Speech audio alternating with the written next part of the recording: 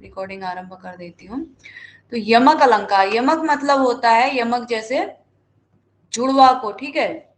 तो क्या होता है, जब जहां पर दो दो शब्द, पहले मैं अपनी भाषा में बता देती हूँ, एक शब्द दो दो बार सुनाई देता है एक साथ, ठीक है, अलग अलग नहीं होगा, वह एक साथ होगा। लाटानुप्रास, और इसमें थोड़ा सा हमने कल लाटानुप्रास पढ़ा था, कोई फर्स्ट बार देखने में कंफ्यूज हो सकता है, जैसे यस्य न सविदे दयिता, यस्य न सविदे दयिता, यस्य च सविदे दयिता, इस प्रकार से दो दो बार आ रहा है। तो लेकिन इसमें क्या होता है, एक के बाद एक आता है। पहली बात तो दोनों शब्द, सब्जेक्ट में कितने मार्क्स है मेरे, सब्जेक्ट में थे, ध्यान नहीं आ रहा, मेरे पहली बार में जब मेरा नेट हुआ था तब तो मेरे टोटल 200 नंबर थे, और दूसरी बार में शायद कितनी गई थी मेरिट, मतलब मैं कट ऑफ के आसपास ही थी, ध्यान नहीं है मुझे। कोई नहीं, आपका भी हो जाएगा, हर साल अलग अलग होता है। कट ऑफ के आसपास ही थी, मतलब ज्यादा नहीं थे। तो रैंक होल्डर, दीदी रैंक होल्डर कुछ नहीं है, समय लगता है उस चीज में। तो चलिए कोई नहीं, हम अपना आगे पढ़ते हैं। प्रियांशी जी का भी स्वागत है, तीन लोग जुड़े हुए। तो अर्थे सत्यर्थ भिन्नानाम वर्णानाम सा पुनः श्रुति यमकम, ठीक है, इतना है यमक अलंकार का लक्षण। अर्थे सत्यर्थ भिन्नानाम वर्णानाम सा पुनः श्रुति, अर्थे सति भिन्नानाम, यानी कि अर्थ भिन्न होने पर भी वर्णानाम, वर्णों की पुनः श्रुति, दोबारा सुना जाना, वह क्या है, यमक है। यमक के दो भेद हैं, पाद गद, पाद वृत्ति और तद भाग वृत्ति, यानी कि पाद वृत्ति और पाद का भाग, पाद भाग वृत्ति, दो प्रकार के भेद होते हैं। और तद्याद अनेकताम, और बहुत सारे भेद होते हैं उसके बाद। तो केवल दो भेद यदि पूछे जाएंगे तो दो भेद, अन्यथा फिर बहुत सारे भेद हैं, एक ही चीज के कई प्रकार से भेद प्रभेद कर करके बहुत सारे हजारों भेद बन सकते हैं। तो दो भेद केवल यमक अलंकार के याद रखेंगे। तो इसमें क्या होता है, शब्दों का अर्थ अलग अलग होता है और वही शब्द दोबारा सुनाई देता है। जैसे लाटा अनुप्रास में था, दयिता का अर्थ वही था, और एक तो इसमें एक विशेषता यह है कि एक साथ, जैसे नव पलाश पलाश एक साथ सुनाई देगा, वहां अलग अलग जगहों पर आवृत्ति हो रही थी, यहाँ पर एक साथ ही आवृत्ति होगी, एक के बाद एक, दो दो एक एक शब्द दो दो बार सुनाई देगा और अर्थ उनका अलग अलग होगा। यह क्या है, यमक अलंकार है। साहित्य दर्पणकार कहते हैं, सत्यर्थे पृथक अर्थायाः स्वर व्यंजन सहते क्रमेण तेन तेन एव आवृत्ति यमकम विनिगद्यते। ये क्या कहते हैं, अर्थे सती, यानी कि सार्थक अर्थ होने पर, अर्थ होने पर, पृथक अर्थाया, और भिन्न अर्थ वाली। अर्थ कैसा होना चाहिए, सार्थक होना चाहिए, निरर्थक नहीं होना चाहिए, यानी कि जो शब्द होगा उसका अर्थ होना चाहिए और पृथक अर्थ होना चाहिए। जैसे यहाँ पर पलाश का अर्थ, नव पलाश में पलाश का अर्थ अलग होगा, यहाँ पर पलाश का अर्थ अलग होगा। हम अर्थ नहीं देखेंगे क्योंकि यह शब्द अलंकार है, तो शब्द से ही पकड़ में आ रहा है, तो उसी प्रकार से समझेंगे। तो पृथक अर्थ आया, पर अर्थ होने चाहिए, पहले तो अर्थ होना चाहिए, सार्थक होना चाहिए, उसके बाद पृथक अर्थ होना चाहिए। स्वर व्यंजन संहिते क्रमेण तेन एव आवृत्ति यमकम, ठीक है। तो स्वर व्यंजन संहते का अभिप्राय है स्वर और व्यंजनों का समूह, ठीक है। वहां पर जैसे हम अनुप्रास देखते हैं, उसमें क्या होता है, केवल वर्ण, ठीक है, एक लाटा अनुप्रास में शब्द आते हैं, पद आते हैं, वरना केवल वर्णों की आवृत्ति होती है। यहाँ पर पूरे पद की आवृत्ति होती है, पूरे शब्द की आवृत्ति होती है, और एक ही शब्द एक साथ दो दो बार सुनाई देता है।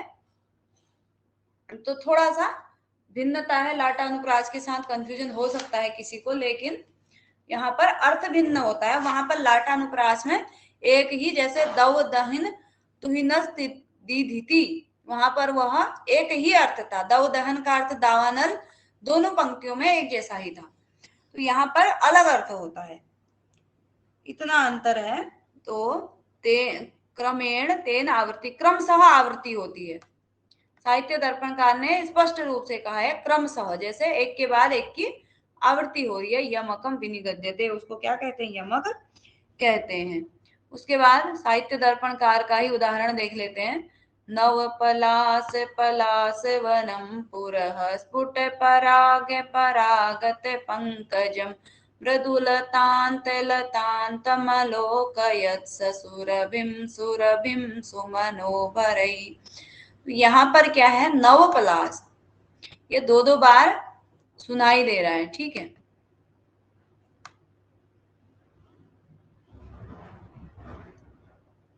दो दो बार सुनाई दे रहा है। नव पलास, नव पलास, पलास वनम, पलास पलास दो स्थान पर है, लेकिन इस पलास का अर्थ अलग है, इस पलास का अर्थ अलग है। पलास वनम, इधर नव पलास। उसी प्रकार से पराग और पराग सुनाई दे रहा है, लेकिन इधर क्या है? परागत। तो इसका अर्थ क्या हो जाएगा? यहाँ वाले पराग का अर्थ कुछ और हो जाएगा। खाली यदि पराग को देखें तो इधर इस पराग का अर्थ नहीं होगा, परागत का अर्थ होगा, ठीक है। तो ये सुनने में तो देखने में एक जैसा लग रहा है, लेकिन अर्थ अलग अलग है। अर्थे सत्यर्थ भिन्नानाम वर्णानाम पुनः श्रुति। उसके बाद मृदु लतांत, लतांत, यहाँ पर लतांत है और यहाँ पर मृदुल तांत है, लेकिन सुनने में क्या लग रहा है? मृदु लतांत, ठीक है। तो यहाँ पर संगीता जी भी जुड़ चुकी हैं, स्वागत है।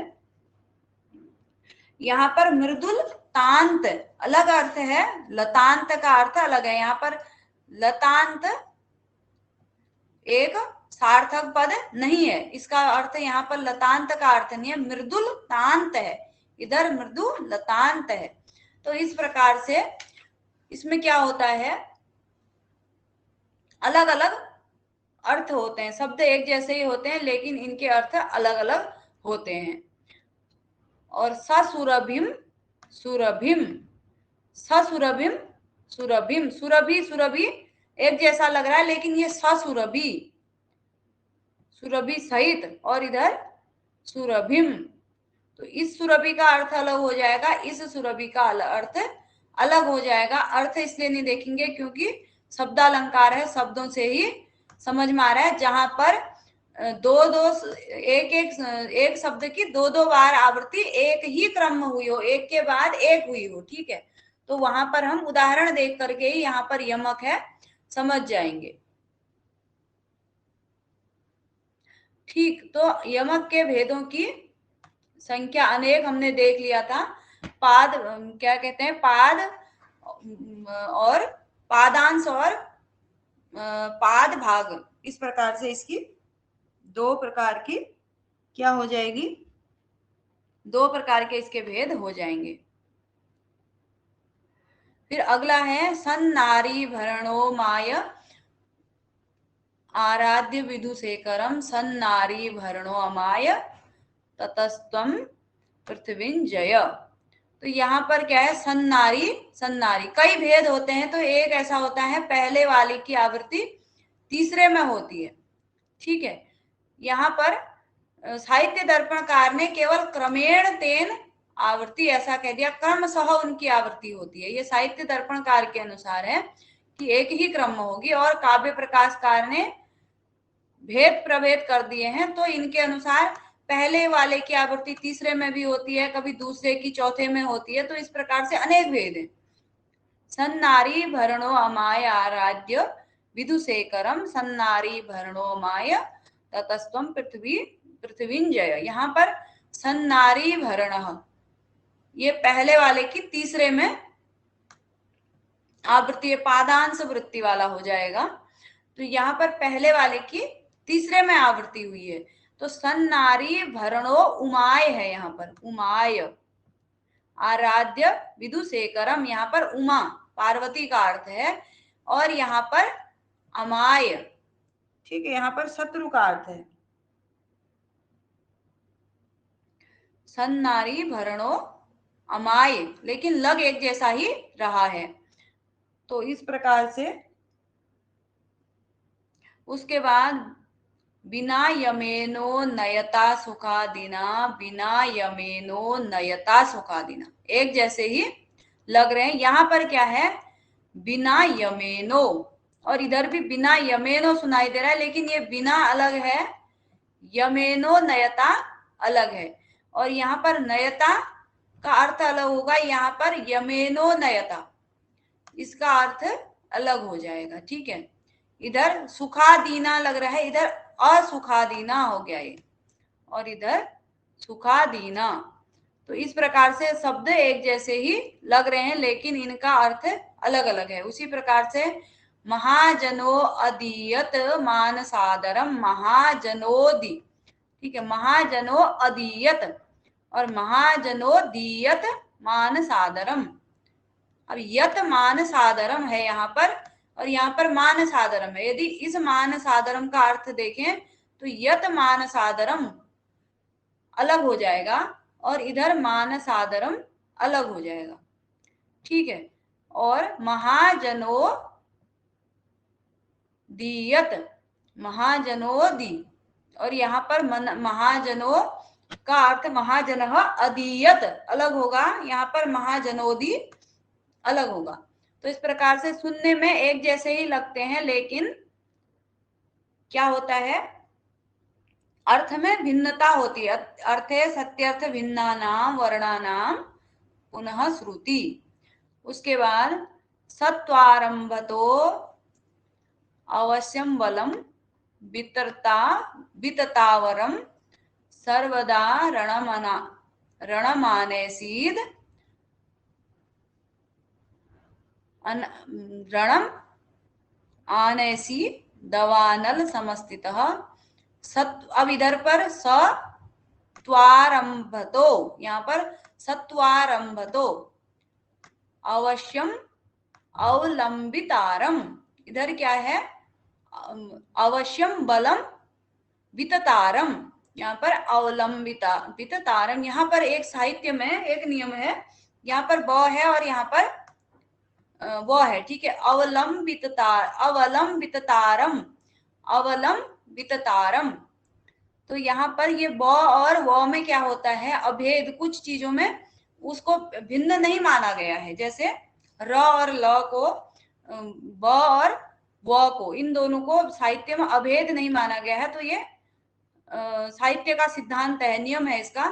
तो ये एक जैसे ही दिखने वाले माने जाएंगे। अवलंबित तारम, अवलंबित तारम, अवलंबित वाला अर्थ है। यहाँ पर क्या है, अवलंबित यानी कि उस पर आश्रित, और अबलम विततारम, यहाँ पर अर्थ देखेंगे तो कुछ दूसरा ही होगा। अबलम विततारम, विततारवम। उसी प्रकार से सत्वारंभतो, इधर सत्वारंभतो, इसका अर्थ अलग होगा, इसका अर्थ अलग होगा। उसी प्रकार से सर्वदा रणमानेसी, सर्वदा रणम आनेसी। ठीक है, यहाँ पर सर्वदा अलग है, सर्वदा आरणम अनेसी, इधर सर्वदा रणम अनेसी। तो ये अलग हो जाएगा, आरणम ये अलग अर्थ होगा, लेकिन सुनने में एक जैसे ही लग रहे हैं। उसी प्रकार से दावानलम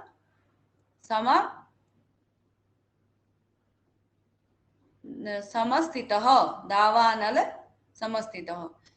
तो प्रत्येक का अर्थ जितने भी होंगे, यदि अर्थ भिन्न होगा लेकिन सार्थक होने चाहिए। अर्थे सती कहा गया है, यानी कि निरर्थक नहीं होने चाहिए। उसके बाद बहुत सारे उदाहरण हैं, 8 उदाहरण दिए गए हैं। तो किसी का पहले वाले की तीसरे में कहीं पर आवृत्ति हो रही है, कहीं पर दूसरे वाले की चौथे में। इस प्रकार से बहुत सारे प्रकार हैं इसके आवृत्तियों के आधार पर, किसकी कहाँ पर आवृत्ति हो रही है। कहीं कहीं पर पूरे श्लोक की दूसरे श्लोक में आवृत्ति हो जाती, पूरी पंक्ति ही आवृत हो जा रही है। अनंत महिम व्याप्त विश्वाम वेदान वेदयाम या च मातेव भजते प्रियते मानवे दयाम। अब यहाँ पर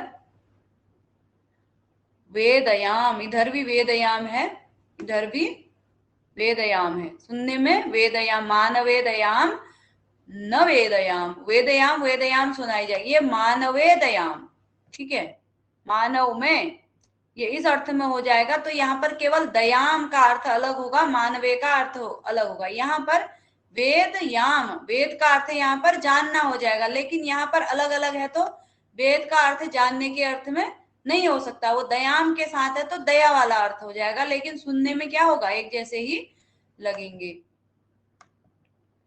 उसी प्रकार से यदानतो अयदानतो, यहाँ पर भी यदानतो यदानतो एक जैसा ही लग रहा है, लेकिन अयदानतो, तो अयदानतो न यदानतो इति अदयानतो, तो यहाँ पर कुछ अलग अर्थ हो जाएगा, यहाँ पर अलग अर्थ हो जाएगा। उसी प्रकार से नयात्ययम न यात्ययम, तो यहाँ पर भी नयात्ययम और न यात्ययम, तो सुनने में एक जैसा ही लगेगा, लेकिन अर्थ भिन्न होगा। शिवे हिताम, शिवे हिताम, यहाँ पर शिवे हिताम और शिवे हिताम अलग अलग है। स्मरिताम, स्मरामी ताम, स्मरामी ताम, लग रहा है एक जैसा ही, लेकिन अर्थ भिन्न। सरस्वती, यहाँ पर देखते हैं, सरस्वती प्रसादम में स्थिति चित्त सरस्वती, यहाँ पर चित्त सरस्वती अलग अर्थ हो जाएगा, सरस्वती का अलग अर्थ हो जाएगा। उसी प्रकार से सरस्वती, सर अलग है, स्वती अलग है, सुनने में सरस्वती लगेगा। तो उसी प्रकार से इनके सभी जितने भी आवृत्तियां जहां जहां पर आती हैं, सुनने में एक जैसे ही लगते हैं और अर्थ अलग अलग होंगे। तो अगर सामान्य रूप से समझने के लिए केवल ये नवपलाश वाला उदाहरण याद रख सकते हैं, जहां पर आवृत्ति होगी अर्थ भिन्नता दिखाई देगी, वहां पर क्या हो जाएगा, यमक अलंकार हो जाएगा।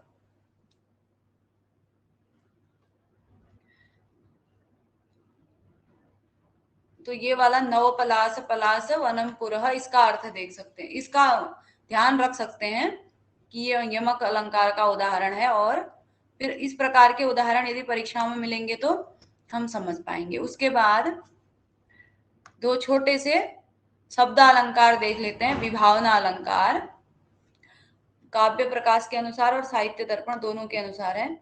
क्रिया प्रतिषेधेपि फल व्यक्ति विभावना, यहाँ पर क्या होता है, कोई भी कार्य और कारण संबंध है, ठीक है, कोई भी कार्य होता है तो उसके पीछे कोई ना कोई क्या होता है, कारण विद्यमान होता है।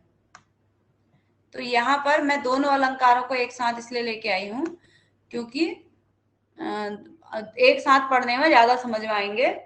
कार्य और कारण, किसी भी क्रिया का कार्य और कारण, कोई कार्य हो रहा है उसके पीछे कोई ना कोई कारण विद्यमान होता है। तो इसमें क्या होता है, एक अलंकार में कार्य होने के कार्य होता है पर बिना कारण के कार्य हो जाता है। एक जगह पर क्या होता है, कारण बहुत सारे होते हैं, कार्य फिर भी नहीं होता है। तो इसको समझेंगे, क्रिया प्रतिषेधेपि फल व्यक्ति विभावना, फल व्यक्ति ही विभावना, क्रिया के प्रतिषेध होने पर, क्रिया यानी कि कारण का निषेध होने पर भी क्या होता है, कार्य हो जाता है। कोई हेतु नहीं है, कोई कारण नहीं है, फिर भी कार्य हो जाता है। न कजरे की धार, न मोतियों के हार, न कोई श्रृंगार, फिर भी कितनी सुंदर हो। तो यहाँ पर क्या है, कोई सुंदर होने का कोई कारण विद्यमान नहीं है, लेकिन फिर भी क्या हो रहा है, कार्य, सुंदर रूपी कार्य हो रहा है। कुछ भी नहीं है, कोई अलंकार धारण नहीं किया है, फिर भी क्या हो रहा है, सुंदरता दिखाई पड़ रही है। तो सुंदरता रूपी कार्य बिना किसी सुंदरता के कारण के हो रहा है। तो यहाँ पर कारण के अभाव में क्रिया प्रतिषेधे अपि, क्रिया के प्रतिषेध में भी फल की अभिव्यक्ति हो जाना, उसी को क्या कहते हैं, विभावना अलंकार कहते हैं। केवल थोड़ा सा अंतर है, कभी कंफ्यूजन हो जाता होगा, वैसे हो जाता है कभी कभी, कि कौन सा विशेषोक्ति है और कौन सा विभावना है, तो ध्यान रखना पड़ेगा। पहले कारण का निषेध करके कार्य की उत्पत्ति, विभावना जिस क्रम में आज हम पढ़ रहे हैं, कारण नहीं है फिर भी कार्य हो रहा है, और दूसरे में बहुत सारे कारण हैं फिर भी कार्य नहीं हो रहा है। विभावना बिना हेतु कार्योत्पत्ति यद उच्यते, बिना हेतु के ही जहां पर कार्य की उत्पत्ति कही जाए उसे क्या कहते हैं? विभावना कहते हैं। काव्य प्रकाशकार ने कोई भेद नहीं किया है, लेकिन साहित्य दर्पणकार ने दो भेद कर दिए हैं, उक्त निमित्ता और अनुक्त निमित्ता।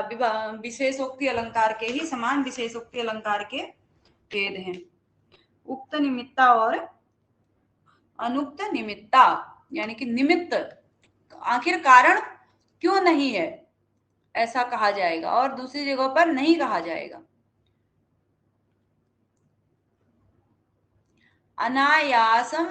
अनायास कृसम मध्यम श्रंकतरले दृसौ आभूषण मनोहारी बपूयसी सुश्रुभ। इसका अर्थ क्या है? अनायास कृसम, अनायास ही कृसम, कृस मतलब पतली, मध्यम मतलब कमर, मध्यम, श्रंक तरले, यानी कि जो युवावस्था में किसी तरुणी की कमर कैसी है?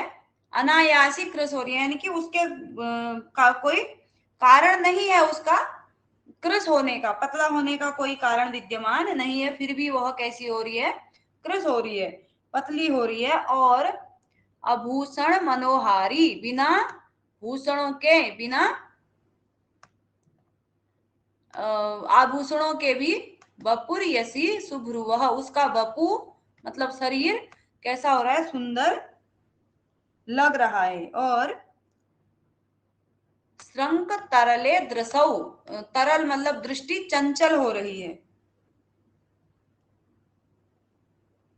कैसे हो रही है दृष्टि चंचल? बिना किसी आशंका के, जैसे कभी कोई शंका हो जाती है। अश्रंक मतलब मध्यम, अश्रंक,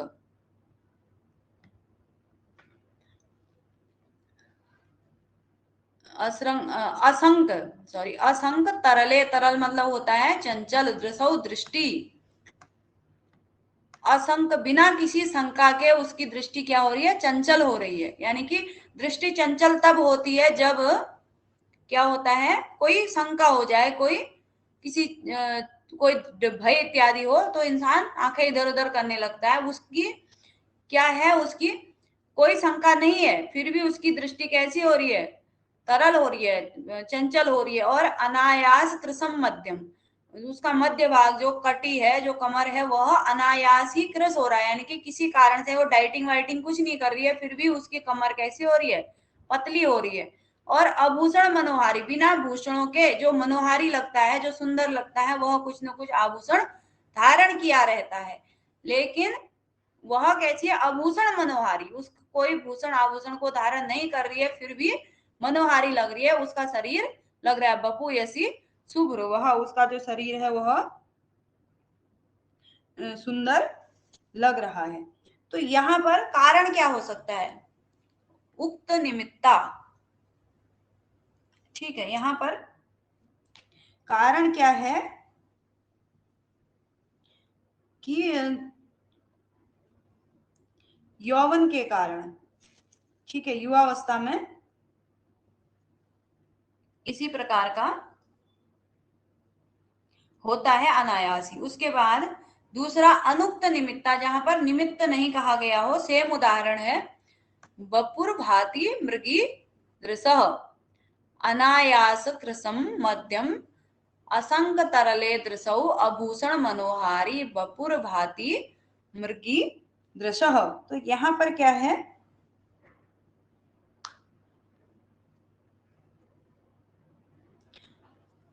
अनुक्त का हो जाएगा, क्योंकि अनुक्त निमित्ता का है, यहाँ पर यौवन रूप निमित्त नहीं कहा गया है, यानी कि यहाँ पर सु वपुर्यसी सुभ्रुवः। इस प्रकार से यहाँ पर यौवन रूपी कारण बता दिया गया है। यहाँ पर वपुर विभाति मृगी दृशा, इसका शरीर मृगी के समान क्या हो रहा है, सुशोभित हो रहा है। तो यहाँ पर कारण नहीं कहा, अनायासी वह कृस हो रही है और बिना शंका के उसकी दृष्टियां चंचल हो रही हैं, बिना आभूषणों के वह मनोहारी दिख रही है, तो उसका शरीर मृगी के समान सुशोभित हो रहा है। यहाँ पर कारण नहीं कहा। निमित्त आखिर कौन सा कारण हो सकता है, ऐसा नहीं कहा। तो ये हो गया अनुक्त निमित्ता विभावना। ठीक, उसके बाद अगला देख लेते हैं। विशेषोक्ति में वही सेम, वहां पर क्या होता है, विशेषोक्ति अखंडेषु कारणेषु फलावचा। बहुत सारे कारण हैं, अखंड कारण है और फल नहीं प्राप्त हो रहा है। वहां पर फल प्राप्त हो रहा था, यानी कि मनोहारी वह दिख रही थी बिना भूषणों के, भूषण रूपी कारण नहीं था, फिर भी वह सुंदर दिख रही थी। लेकिन यहाँ क्या हो रहा है, कारण बहुत सारे हैं फिर भी कार्य नहीं हो रहा है। ठीक है, वो बहुत सारे हार इत्यादि धारण कर रही है फिर भी सुंदर नहीं दिख रही है, कोई कह दे तो ये विशेषोक्ति हो जाएगी। उसने कोई हार धारण नहीं किया है फिर भी वो सुंदर लग रही है, ऐसा कहे तो विभावना हो जाएगा। बस थोड़ा सा अंतर है। विशेषोक्ति अखंडेषु कारणेषु फलावचा, अखंड कारणों के होने पर भी फल की प्राप्ति न होना। ठीक, और सति हेतु फलाभावे विशेषोक्ति तथा द्विधा, ये साहित्य दर्पणकार कहते हैं हेतु सति, हेतु के होने पर फलाभावे, फल का अभाव हो रहा है, वहां पर उसे क्या कहेंगे, विशेषोक्ति। वह दो प्रकार की है। यहाँ काव्य प्रकाशकार ने तीन प्रकार की बता रखी है। अचिंत्य निमित्ता इनके आधार पर अलग से है, और इधर उक्त निमित्ता अनुक्त निमित्ता केवल। तो केवल अचिंत्य निमित्ता, निमित्त हम जान चुके हैं, इनके कारण क्या है, कारण के विषय में हम सोच ही नहीं रहे। जैसे वहां पर सुंदरता के हेतु तो आभूषण इत्यादि हैं, लेकिन एक निमित्त ये होता है जब यौवन में इंसान होता है उस समय बिना किसी आभूषण के भी वह सुंदर ही लगता है। तो इसलिए साहित्य दर्पणकार ने इस प्रकार से निमित्त चिंतित कर लिए, लेकिन मम्मट ने ऐसा कुछ नहीं किया है।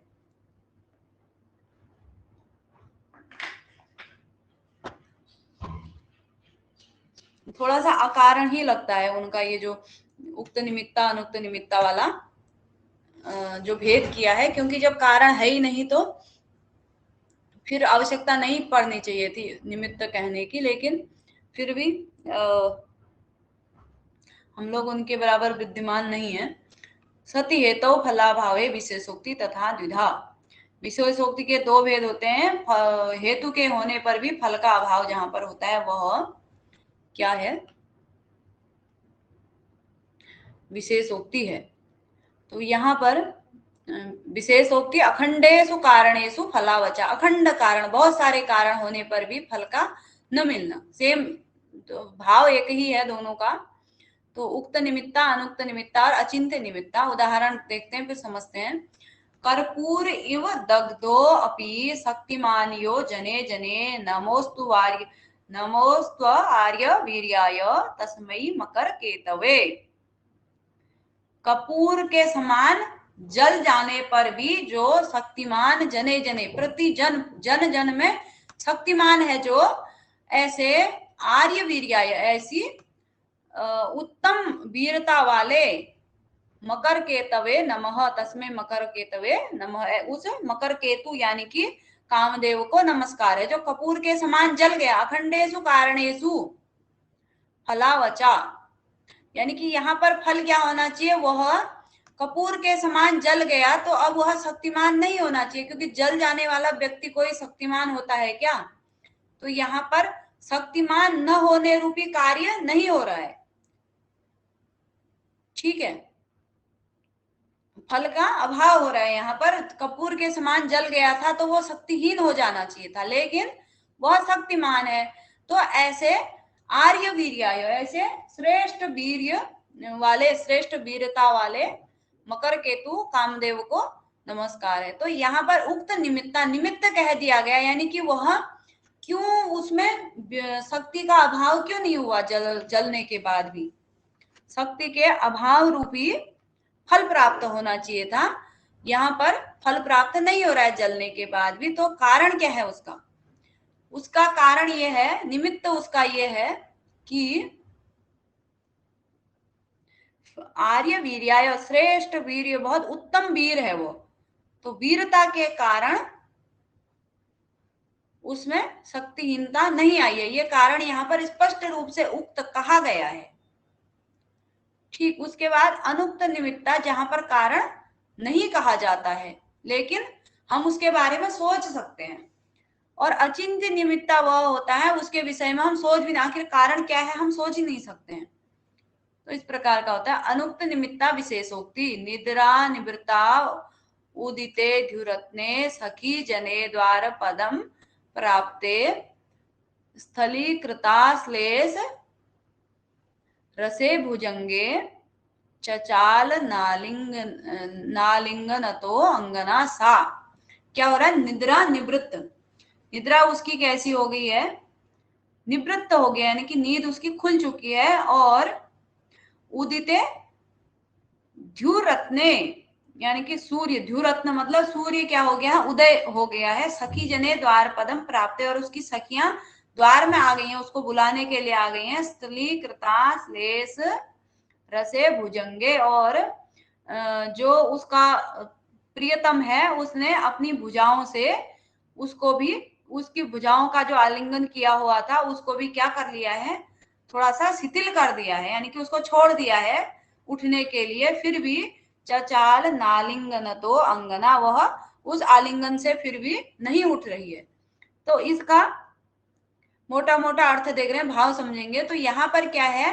कारण बहुत सारे हैं, कार्य होना चाहिए था, यानी कि सूर्य उदय हो गया, उसको उठना चाहिए था, नींद खुल गई फिर भी उठना चाहिए था, और कम से कम सखियां द्वार में आ गई थी तब तो उठना ही चाहिए था। और उसके पति ने भी, अब उसके प्रियतम ने भी उसे छोड़ दिया है, चलो उसने पकड़ा होता तब तो वो नहीं भी उठती, अब उसने भी छोड़ दिया है, आलिंगन अपना शिथिल कर दिया है, तो फिर अब क्या कारण है? तो कारण सोचा जा सकता है ना, निमित्त तो स्पष्ट रूप से इसमें नहीं कहा गया है, लेकिन कारण क्या हो सकता है? आखिर प्रेम आधिक्य, प्रेम की अधिकता के कारण वह नहीं जाग रही होगी या आलिंगन से नहीं उठ रही होगी। तो ये यहाँ पर हम इसका जो कारण है उसको भले ही श्लोक में नहीं कहा गया है, वाक्य में नहीं कहा गया है, फिर भी हम चिंतन कर सकते हैं आखिर कारण क्या हो सकता है। तो यहाँ पर अनुक्त निमित्ता, निमित्त तो नहीं कहा गया है लेकिन चिंतनीय है। तीसरा ये है अचिंतनीय है एकदम ही। स एकः तृणी जयति जगन्ति कुसुमायुधः हरतापि तनुं यस्य संबुधा न बलम हृतम। वह एक तृणी, एक अकेला ही तृणी, तीनों लोगों को जीत लेता है। जगन्ति, तीनों जयति, जगन्ति मतलब जगतों को, तीनों लोगों को जीत लेता है। कुसुम आयुध, वह कुसुम आयुध। एक त्रिणी जगन्ति जयति, तीनों जगतों को जीत लेता है, तीनों संसारों को जीत लेता है, तीनों लोगों को। हरतापि तनुम यश्य, जिसका शरीर हर लिया गया, किसके द्वारा? शंभुना हरतापि यश्य तनुम न बलम हृतम, और उसका बल जो है उसको, उसका हरण शंभु नहीं कर पाए, भगवान शिव उसके बल का हरण नहीं कर पाए, लेकिन उसके शरीर का हरण कर लिया, फिर भी बल का हरण नहीं किया। तो अब इसका क्या कारण हो सकता है? इसके पीछे चिंतन किया जा सकता है, क्यों भगवान ने उसका बल नहीं हरण किया, यानी कि भगवान की तो कृपा थी, शरीर तो कामदेव का भस्म कर दिया, लेकिन बल अभी भी विद्यमान है, अभी भी लोग, कामदेव जो है अभी भी लोगों को पीड़ित करता है या प्रेम उत्पन्न करता है, तो उसका बल भगवान शंभु ने नहीं हरा। आखिर उसका कारण क्या हो सकता है? हम सोच सकते हैं क्या? हम नहीं सोच सकते, भगवान शंकर ही जाने क्यों नहीं हरा उन्होंने उसका बल। ठीक है, तो यहाँ पर निमित्त सोचने का विषय ही नहीं बनता है, निमित्त हम सोच ही नहीं सकते हैं। साहित्य दर्पणकार ने उक्त निमित्ता और अनुक्त निमित्ता के भेद बताए हैं। धनिनो अपि निरुन्मादा युवानो अपि चंचलाः प्रभवो अपि अप्रमत्ताः ते महामहिमशालिनः। धनिनो अपि, धनिन होने पर, धनवान होने पर भी, निरुन्माद यानी कि उन्माद रूपी कार्य का कारण विद्यमान है। धनिक होना, धन संपत्ति से युक्त होना यहाँ पर विद्यमान है, लेकिन फिर भी वह क्या है, निरुन्माद है। कारण होने पर भी कार्य नहीं हो रहा है। युवानः अपि चंचला न चंचला, युवा होने पर भी चंचल नहीं है, क्योंकि युवा चंचल होते हैं, तो कारण है चंचलता का, लेकिन फिर भी चंचलता नहीं है, फिर भी फल नहीं है। अखंडेषु कारणेषु फलावचा प्रभवो अपि अप्रमत्ता, उनकी क्या है, प्रभव यानी कि उनका प्रभाव सर्वत्र विद्यमान है, लेकिन वो क्या है, अप्रमत्त है। कैसे हैं, कोई प्रमाद उनमें नहीं है, कोई भी गर्व या घमंड इत्यादि नहीं है। महामहिमशालिनः ते महामहिमशालिनः, यानी कि वो महानता के कारण, यहाँ पर निमित्त स्पष्ट रूप से कहा है, महानता के कारण वे धनिक होते हुए भी निरुन्माद है, युवा होते हुए भी न चंचल यानी कि अचंचल हैं, और उनका प्रभाव होने पर भी वे प्रमत्त नहीं है। तो यहाँ पर स्पष्ट रूप से निमित्त कहा गया है। अगला है, ये अनुक्त निमित्ता होना चाहिए था, टाइपिंग मिस्टेक हुई होगी। धनिनो अपि निरुन्मादा, सेम उदाहरण दिया है, युवानो अपि न चंचला प्रभवो अपि अप्रमत्ता कियन्तः सन्ति भूतले। यहाँ पर महामहिमशालिनः, यहाँ पर तो स्पष्ट रूप से बता दिया उसका निमित्त कि किस कारण से ये सब नहीं हो रहा है, इसका कारण ये है।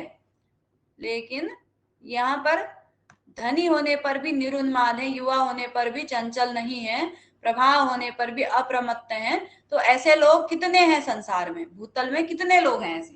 तो यहाँ वहां महामहिमशालिनः, उसका निमित्त बताया कि वे महानता के कारण ऐसे नहीं है, लेकिन यहाँ पर कह दिया कि अंतः संति भूतले, कितने हैं संसार, मतलब निमित्त स्पष्ट रूप से नहीं कहा है, लेकिन हम समझ सकते हैं, बता भी देंगे संख्या, हाँ इतने लोग हैं, या फिर संख्या नहीं पूछी जा रही है, इसका निमित्त हम चिंतित कर सकते हैं मन में कि वही महानता के कारण इस प्रकार के जो संत साधु इत्यादि जो व्यक्ति होते हैं वे इस प्रकार के होते हैं, भले ही कारण उनके कार्य का हो, लेकिन फिर भी वे इस प्रकार के कार्य नहीं उत्पन्न हो रहे हैं, यानी कि चंचल नहीं हो रहे हैं, बहुत सारे कारण होने पर भी कार्य नहीं हो रहे हैं।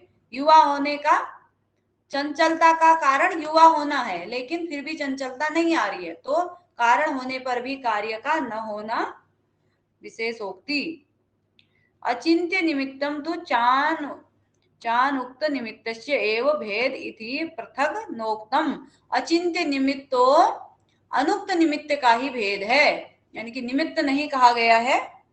तो इनके अनुसार, साहित्य दर्पणकार के अनुसार, जो अचिंत्य निमित्त है, यानी कि क्योंकि मम्मट का खंडन भी तो करना होता है, तो उन्होंने अचिंत्य निमित्त कहा है, तो इन्होंने कहा अचिंत्य निमित्त तो अनुक्त निमित्त का ही भेद है, तो इसलिए पृथक नहीं कहा गया है, तो ये पृथक कहना इसको व्यर्थ है। तो इस प्रकार से हमने देखा, छोटे छोटे अलंकार, कभी कभी इनमें कंफ्यूजन हो जाता है विशेषोक्ति और विभावना में। वहां पर कारण होने पर, एक विशेषोक्ति में क्या हो रहा है, कारण होने पर कार्य का न होना, और वहां बिना कारण के ही कार्य हो जाना विभावना में। विभावना के लिए आप न कजरे की धार न मोतियों का हार याद कर लेना, उससे क्या होगा, हमें जैसे यहाँ का उदाहरण बाई चांस पूछ लिया गया साहित्य दर्पण से, काव्य प्रकाश से, कि इसमें कौन सा अलंकार है, या कहीं अन्यत्र श्लोक से पूछ लिया गया, तो हमने विभावना का याद करना है, विभावना और न कजरे की धार, मतलब कारण नहीं है, कार्य हो रहा है, तो विभावना है, और कारण बहुत सारे हैं फिर भी कार्य नहीं हो रहा है, तो वह विशेषोक्ति हो जाएगा।